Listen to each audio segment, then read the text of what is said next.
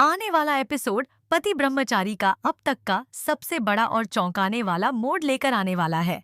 कहानी में इस बार ऐसा तूफान उठेगा जो सूरज और ईशा के रिश्ते की नींव तक हिला देगा। अब तक जिन दोनों के बीच मीठे पल और प्यार की झलक दिखाई देती थी, वहीं अब इस रिश्ते में दरारें साफ नजर आने लगी हैं।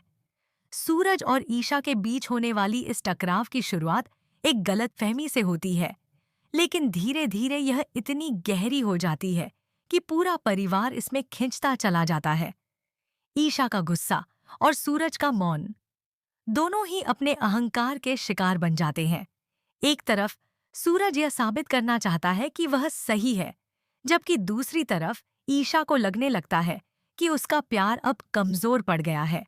इस बीच कहानी में आती है काव्या, जिसकी एंट्री ने पूरी कहानी की दिशा बदल दी है। काव्या धीरे धीरे घर की बुजुर्ग सदस्य दादी के करीब आने लगी है। दादी, जो पहले उसे शक की नजर से देखती थीं, अब उसके सरल स्वभाव और मीठी बातों में खोने लगी है। काव्या का उद्देश्य लेकिन कुछ और ही है। वह घर में एक ऐसी चाल चलने वाली है जो न केवल ईशा की स्थिति को कमजोर करेगी, बल्कि सूरज को भी मानसिक रूप से झकझोर देगी।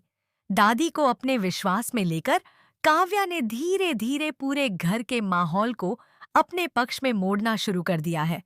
अब पति ब्रह्मचारी के इस चरण में कहानी में एक ऐसा भावनात्मक मोड़ आने वाला है जो दर्शकों को बांधे रखेगा। ईशा खुद को अकेला महसूस करने लगी है। उसे लगने लगा है कि अब कोई उसकी बात नहीं सुनता, और जो कभी उसका अपना था वही अब किसी और की बातों में आने लगा है। दूसरी ओर सूरज का मन भी उलझन में है। वह समझ नहीं पा रहा कि ईशा की नाराजगी सही है या काव्या की मासूमियत असली है। इसी मनोस्थिति में वह कई गलत फैसले लेने लगता है। उसकी चुप्पी, उसका बदलता व्यवहार और उसके हाव भाव में झलकती बेचैनी, सब कुछ ईशा को अंदर तक तोड़ देता है। दूसरी तरफ काव्या का मैनिपुलेशन अपने चरम पर पहुंच जाता है। वह हर शब्द, हर नज़र और हर अवसर का इस्तेमाल इस तरह करती है कि सूरज उसके जाल में फंसता चला जाए। वह बड़ी चालाकी से अपने झूठ को सच साबित करने लगती है। दादी भी अब उसी की बातों को सही मानने लगी हैं। घर के बाकी सदस्य भी अनजाने में काव्या के पक्ष में जाने लगते हैं। ईशा के लिए हालात इतने मुश्किल हो जाते हैं कि उसे समझ नहीं आता कि वह किससे अपना दुख कहे।